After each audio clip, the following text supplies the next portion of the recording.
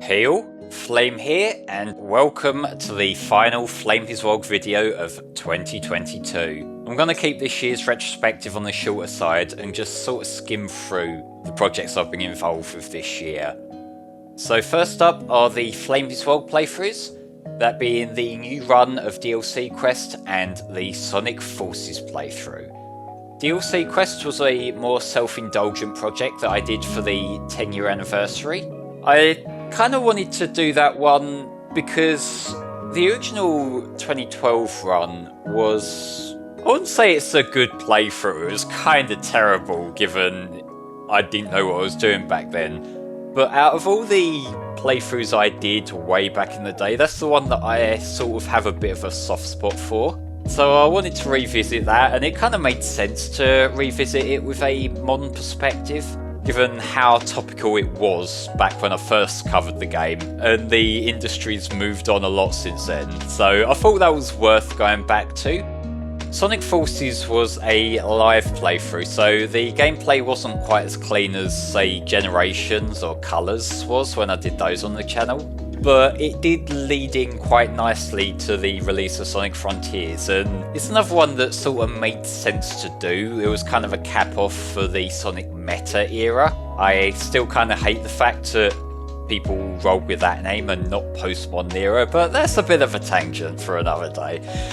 But yeah, I quite liked how the Sonic Forces playthrough came out, even if it was a bit sloppier than usual gameplay-wise. I feel like I've just managed to keep up enough energy to keep that running nicely. As for the HellfireComms playthroughs, I feel like these were a bit of a mixed bag.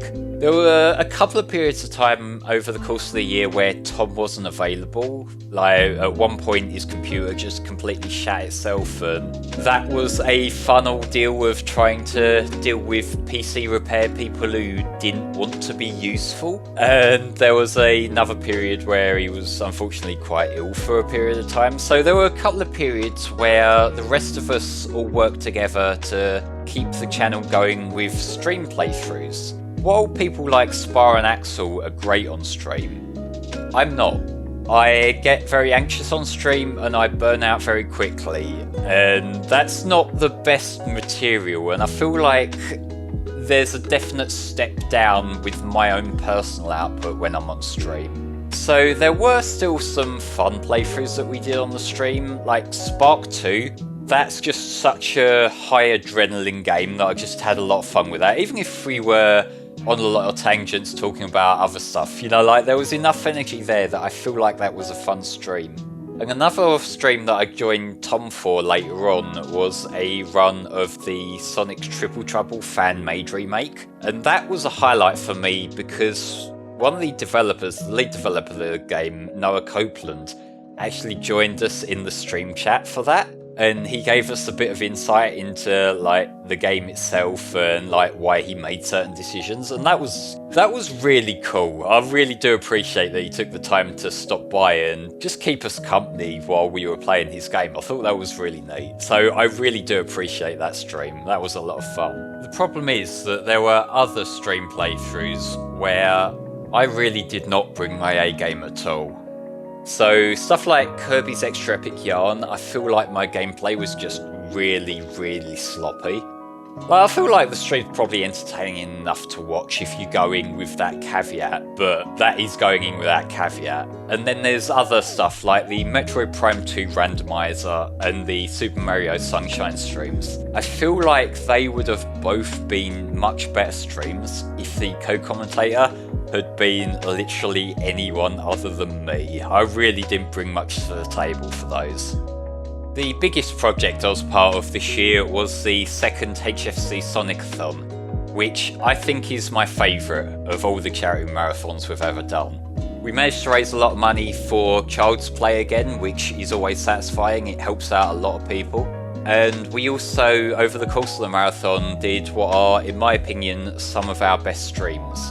It's always a fun time talking about Sonic. I personally always feel most confident talking about Sonic, which raises a few questions. Maybe that's something to explain to my therapist rather than people on YouTube. But yeah, we had some of the usual hold-ups, hitches that happens in a live environment, but on the whole, you know, it was a great time. So I want to once again thank everyone who donated to the cause, because it helps people out and we really do appreciate it. So on to a bit of the heavier stuff then. I do tend to include a bit of personal rambling in these videos. For this year, for me personally, it's been quite heavy. I've had some really bad bouts of anxiety while working on various different projects. Some of it has been unavoidable. It's just a health condition I've had for many years. I have severe anxiety, it happens. But there's also been some things where I've been pushing my luck a bit and I've been suffering because of it. There's been two main causes of this. One is that I've spread myself a bit thin with the work I've been doing. So as an example, during the Sonic-a-thon, I wanted to preserve the videos in much higher quality than we usually do. And for that, instead of just taking the recordings off of Discord like we usually do, I had everyone record all their audio separately, so I could then take the high quality recordings, sync them up with the footage, then go through and edit them like I would edit a Let's Play. Which sounds like a great idea, until I'm like 100 hours in to edit in all this footage, and I'm also juggling that while trying to run my FC playthroughs channel, which has daily uploads. So like I had basically no time to even breathe during that period of time, and it's all self-inflicted. No one was forcing me to do this, but I hit a wall, and as insecure as I am about admitting this, I started to see my limits. I hate admitting that, because my pride won't let me admit that, but I'm only human, and I don't like to admit that I'm only human. The HFC guys actually did all step in our group chat one night and just reassure me that what's going on is okay and that I don't need to do this. We have a workaround for next year, so it won't take anywhere near as long. We've got a setup where we can record the audio on separate audio tracks, so if I need to fix minor things I can, but we're most likely just going to use the Discord audio, so it's like a meeting in the middle. I can still clean things up, but it won't take as long. So I'm learning from my mistakes. I let myself get in a really bad way from being a stubborn bastard, so again, self-inflicted, but you know, sometimes you've got to learn lessons the hard way with that sort of thing. The other thing that's been causing me a lot of anxiety, and I've sort of been debating about whether I even want to disclose this or not, but I've been having problems talking. Just on the whole, whenever I sit down to record audio, I'm noticing a lot of problems in the way I speak. Worst of all, some really obnoxious mouth noises.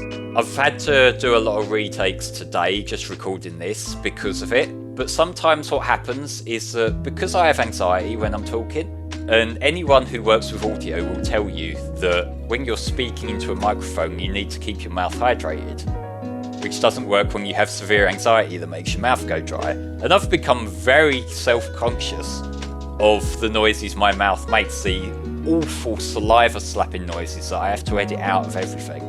And this has always been a thing, but it's been getting worse, and I feel like it might be more than just anxiety. I'm due to have some wisdom teeth taken out next year, because they've grown in a way, like in a really awkward place, and I can't really move parts of my mouth properly. And I feel like that might have something to do with it, so I guess this is a wait and see.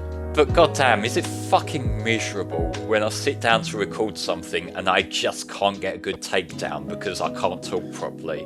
It's been cathartic when I have finally managed to get a good takedown, but when I'm recording with other people, I don't want to waste people's time doing retake after retake. So usually it just makes it a really frustrating edit job for whoever's handling the editing that time. Like with the Sonic Frontier stuff we have ongoing on HFC right now, Tom's been having to go through and just creatively cut around the worst parts of it. And I don't know, I just haven't been happy with a lot of it, and that's been part of what's slowing progress down as well. Again, I don't know how much of this is the anxiety fucking with me, I don't know how much of it is just medical, But that's something that I want to finally just flat out deal with next year, so it's not a problem anymore. But yeah, I know I did just dump a lot of heavy stuff there, and this is a bit of a trend with these end of year retrospectives. I do sort of use them as a personal vlog as much as anything. Though with that being said, I do still enjoy what I do, and I can't take that for granted. So I'd like to say before I sign off, thank you to everyone who's watched anything that I've worked on, stopped by any of the streams, supported me on my FC Playthroughs channel as well. I really do appreciate it. I do consider myself very fortunate to just have this outlet, or these multiple outlets now. So thank you for watching. I hope you all have a fantastic new year, and I'll see you all in 2023. Bye bye for now.